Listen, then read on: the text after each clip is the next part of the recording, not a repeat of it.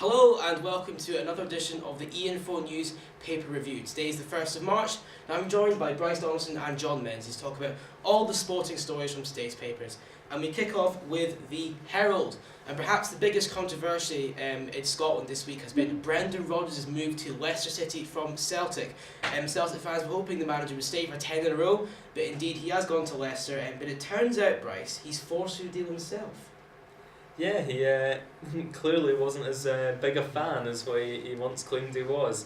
But to be honest, I can't really blame him. I think most people would agree that in today's day and age, Leicester are a bigger club. They've got a lot more resources that he can work with. And it's kind of the perfect job for him. You know, Leicester aren't a club that are battling against relegation or anything like that. Similarly, they're not trying to break into the top six, but with the end of this season, he'll be able to learn about the team, work with the players he's got. Come summer, he'll likely bring in a few additions, maybe from his past club, and he'll only kind of build on up from there. Now, John, Celtic fans have been kind of hurt by the timing of this transfer. Obviously, it's happened almost at the end of the season. We're in February, got a couple months to go. Can you sympathise with that? Can you understand why they're frustrated their manager's left at this point? Yeah, definitely, because it's you're getting into the final stage of the season where obviously Celtic they've already won the Betfred Cup. They're 8 points clear top of the league. They're still in the Scottish Cup, which they play Hibs tomorrow. So they're still on for the unprecedented treble. And that's the thing, Celtic fans, because he would have gone down in Celtic folklore. He would have been one of the greats for the club if he'd managed to do that, managed to win 3 consecutive trebles. But he's left the club, and it's just I don't think it'll sit well, just because it's just one of these things. The timing's just wrong, because he's it's just they're not in the good. Also, they've had a good start to 2019, but it just kind of leaves almost like uncertainty where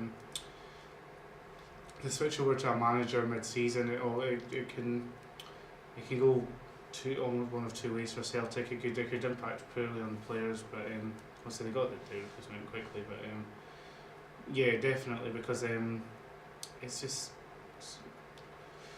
I don't know. It's just horrible. It's just not a good time to leave, is it, unexpected? No, The Herald, of course, are also reporting that Kilmarnock's planned training camp at Tenerife has been called off because they've been forced to play their rematch against Motherwell tomorrow by the SFA. Bryce, a slightly weird story, this one. What do you make of this one? Yeah, well, the match was called off originally because, I don't know if you've seen the photos, but people couldn't see 2 feet in front of them. So that I can totally understand why it was called off, but the kind of forced decision to make them play it this weekend seems a bit odd. No flexibility at all, apparently, from the SFA. So I imagine all those involved with Kilmarnock won't be terribly happy with the SFA, but I think they've had a few decisions go against them this season already, so they'll be getting used to it. Now we move on to the Daily Records reporting now, and one of their top stories is back to Celtic. Some of their supporters have been investigated by police for some sectarian singing.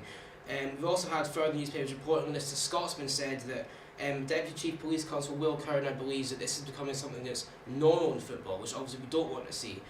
John, I spoke to you just before about the Celtic fans' reaction. It's obviously an extreme example of how they're just not pleased by this. It probably goes without saying, but this sort of stuff isn't acceptable, is it? No, definitely not. I'd always say there's obviously those sectarian things with reference to the main one that the record are referencing is there was a video published online by Celtic fans involving Brendan Rodgers and the IRA, Irish Republican Army, and yeah, it's not a nice video. It's not a nice thing. Obviously, Celtic fans are still they are hurting after Rodgers leaving, but it's not the way you go about it.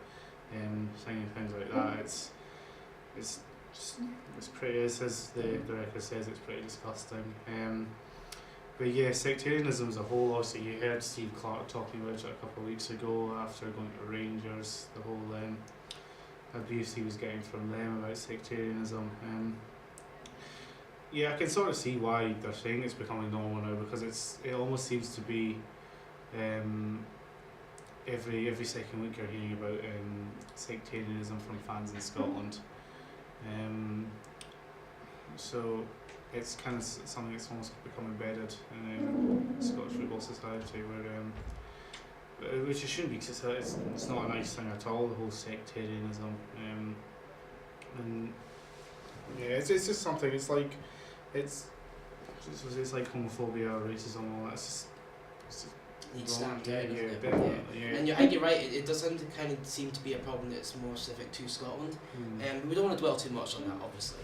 But the final major story the Daily Record have today is that John Kennedy, one of the backroom staff with Brendan Rodgers at Celtic, has decided to stay at the club. He hasn't followed Rodgers and Cole Terry to Leicester.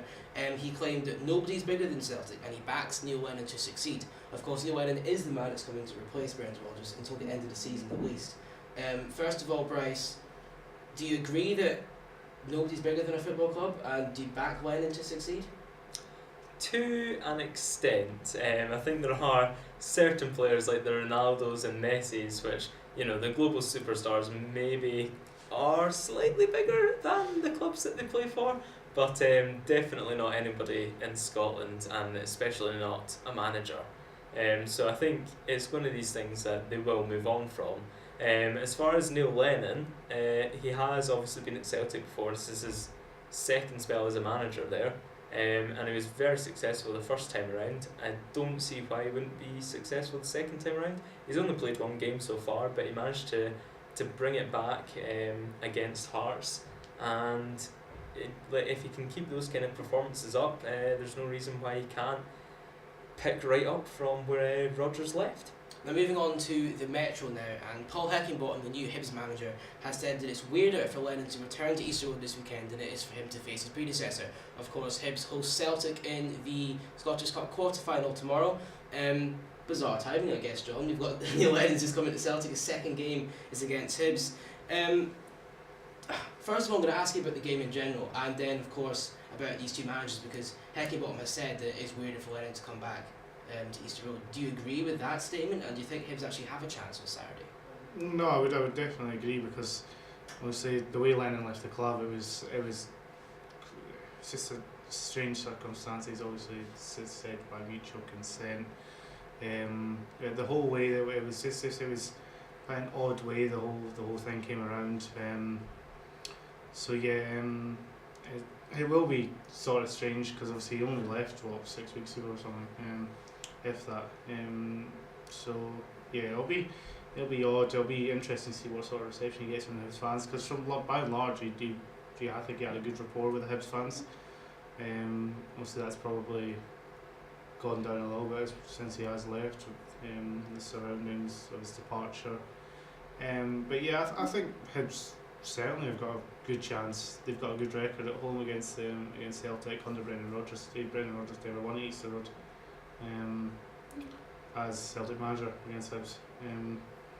So yeah, they've definitely got a chance. Heckingbottom's got them playing really well. They've won the last 3 games since he took over in charge.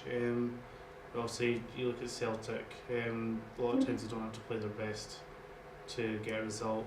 So you look at Wednesday night, they weren't at their best, but they managed to pull through and get a big win. But I think Hibs have got more than a chance. I think they've got a very good chance of going through on tomorrow. Obviously they'll be keen to avoid a replay, because they haven't got a great record, as many teams don't at Celtic Park. Now we do have reactions from the Hibs players and managers on Ian4 News just now, so make sure you check out those articles. But the Scottish papers, as always, are full of football stories. We love a bit of football in Scotland. Our final story comes from the Evening News, and we're over to Hearts now, where Uche Ikpeazu, he knows the pronunciation more better than I do. He is said to be desperate to claim a new contract for Hearts. His current deal expires in 2020. It seems like both parties are very eager to get this done, John. It seems like a no-brainer deal, really, given the form he's in. Yeah, he's been a big player for Hearts. Obviously, he missed about 4 or 5 months with a foot injury, but he's come back and picked right off where he started. He's a real fan's favourite, just the way he plays. He just gives everything. Also, he's on the pitch. He's a big presence. He's got great strength, great presence. And yeah, there's something. you saw as well in particular on Wednesday against Celtic how much he hassled their backline. Even when Hearts went up 10 men, he wouldn't give them a moment's peace. So yeah, I think it's almost become like a match made in heaven, Hearts and Uche Piazzu. So I think the sooner that gets done, if both parties are happy, I imagine that'll get done pretty quickly. Hearts fans will be delighted. That's the thing, he's only been at the club since the summer, and he's not played that many games because he was out for so long with the injury. But he's become such a big favourite amongst the Hearts faithful. So yeah, that'll be a great bit of business. Obviously, they've already tied up Christophe Berra, John Suter, Michael Smith. They're 3 big players for Hearts. They got signed up at the end of January. So yeah, this will be the next big name for Hearts to tie them down. Now our final story is not football, and we're over to rugby now, where Finn Russell is set to return to his club Racing 92 this weekend, which is a big boost for Scotland's Six Nations chances against Wales next weekend. And Bryce, obviously you're probably the biggest rugby fan among us here. Finn Russell's probably been arguably one of the most impressive players for Scotland in the Six Nations this time round. How important is it to have him back, and do you reckon we can have a small chance against Wales at all? Well, it all depends if he does actually, come back fully fit from injury. It was really quite vitally missed against France.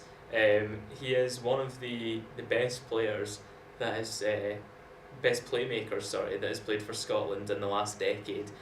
He sees things that nobody else on the pitch does, and sometimes that causes problems. But he's just an outstanding talent, and he is someone that Scotland are dearly missing. So the quicker he's back, the better. Otherwise, it's going to be a very tough. Well, even with him, it's going to be a very tough test against Wales. Obviously, they're another team that can go all the way. Well, thank you very much to Bryce and John for today's sporting roundups from the papers. Make sure you check out every single section of E-Info News. We have lots of news, podcasts, sports stories, everything you could wish for. So check us out, and thanks for watching.